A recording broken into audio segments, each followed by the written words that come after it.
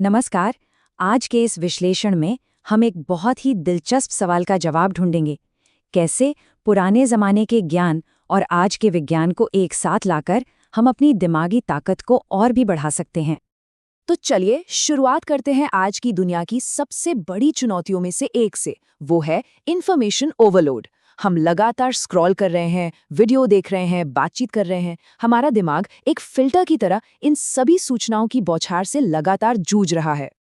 अब ये तो हुई बाहर की दुनिया की बात, लेकिन हमारे अंदर भी तो एक दुनिया चल रही है ना? विचारों, यादों, इच्छाओं की लहरें। स्रोत में इन्हें वृत्ति कहा गया है।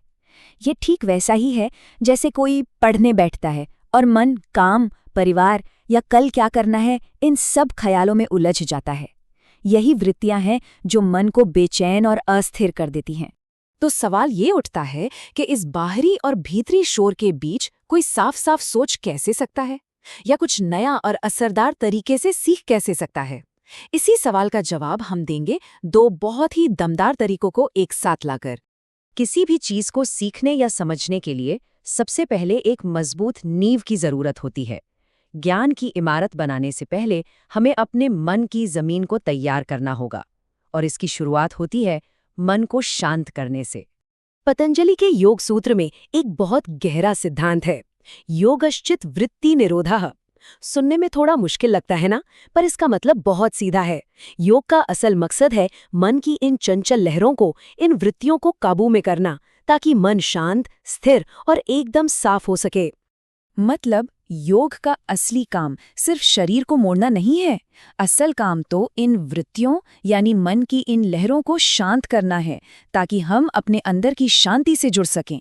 ये सिर्फ एक कसरत नहीं, बल्कि मन को साधने का एक विज्ञान है। अब मन को कंट्रोल करने के लिए कई तरीके हैं, जैसे आसन, प्राणायाम, ध्यान और भी बहुत कुछ। लेकिन हम आज कुछ ऐसे तरीकों पर फोकस करेंगे जो खास तौर पर स्टूडेंट्स और कुछ नया सीखने वालों के लिए बहुत प्रैक्टिकल और फायदेमंद हैं। तो चलिए देखते हैं कि सिर्फ अपनी सांसों से कैसे मन को काबू में किया जा सकता है।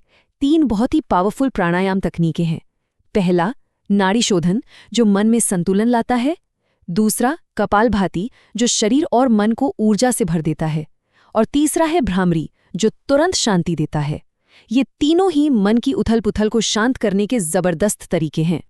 ठीक है, तो अब जब मन की नींव शांत और मजबूत हो गई है, अब वक्त है इस पर ज्ञान की इमारत खड़ी करने का। इसके लिए हम इस्तेमाल करेंगे कुछ मॉडर्न स्मार्ट लर्निंग टेक्निक्स का। एक बात समझनी बहुत जरूरी है, फोकस कोई स्विच नहीं है जिसे ऑन या ऑफ कर दिया जाए। ये तो एक लहर की तरह है जो आता है और जाता है। तो चालाकी इसमें है कि हम इन लहरों से लड़े नहीं, बल्कि इनके साथ काम करें। बिल्कुल एक सर्फर की तरह जो लहरों पर सवारी करता है, हमें भी अपने फोकस की लहरों पर सवारी करना सीखना होगा। और इसका एक बहुत ही कारगर तरीका है पोमोडोरो टेक्निक। इसमें क्या करना है, बस 20-25 मिनट तक पूरे ध्यान से पढ़ना है, फिर 2 से 5 मिनट का एक छोटा सा ब्रेक लेना है और इसी साइकिल को दोहराना है।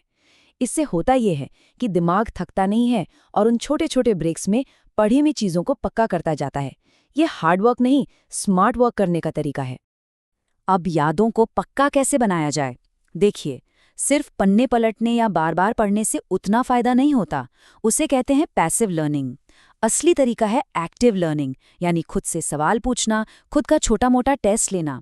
जब हम ऐसा करते हैं तो हम दिमाग को जानकारी ढूंढकर बाहर निकालने के लिए मजबूर करते हैं, और इसी से याददाश्त मजबूत होती है।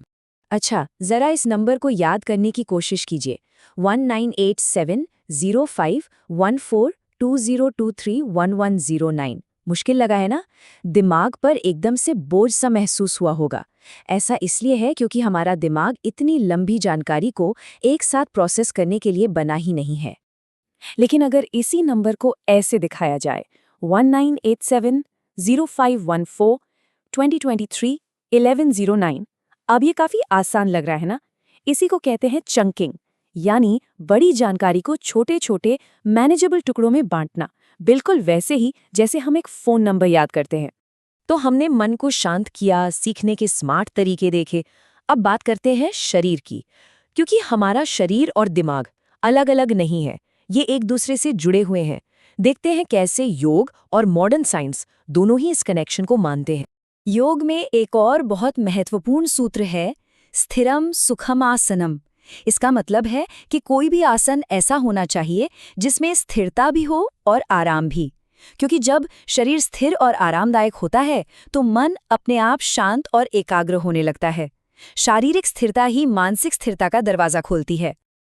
और अब देखिए, मॉडर्न साइंस भी यही बात कहता है, बस उसकी भाषा अलग है। विज्ञान कहता है कि जब हम एक्सरसाइज करते हैं तो हमारे दिमाग में BDNF नाम का एक प्रोटीन बनता है।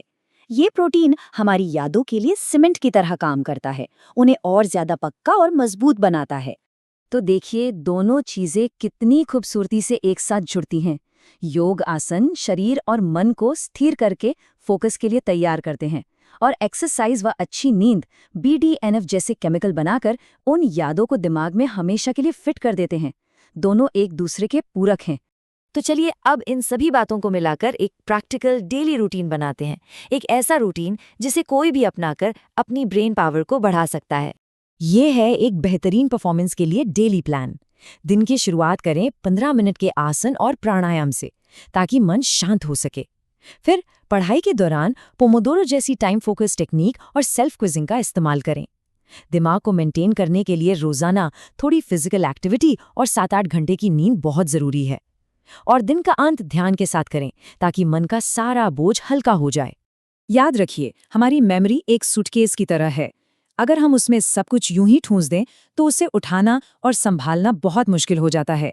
लेकिन अगर हर चीज को छोटे छोटे टुकड़ों में व्यवस्थित करके रखा जाए तो उसे कहीं भी ले जाना बहुत आसान होता है। ये सारी तकनीकें हमें अपने ज्ञान को इसी तरह व्यवस्थित करने में मदद करती हैं। तो अंत में सबसे जरूरी बात यही है कि हमारा दिमाग हमारी सबसे कीमती संपत्ति है। ब्रेन पावर अपने आप नहीं बनती, इसे बनाना पड़ता है, इसे ट्रेन करना पड़ता है। तो सवाल यह है कि क्या हम इसे सही ट्रेनिंग दे रहे हैं?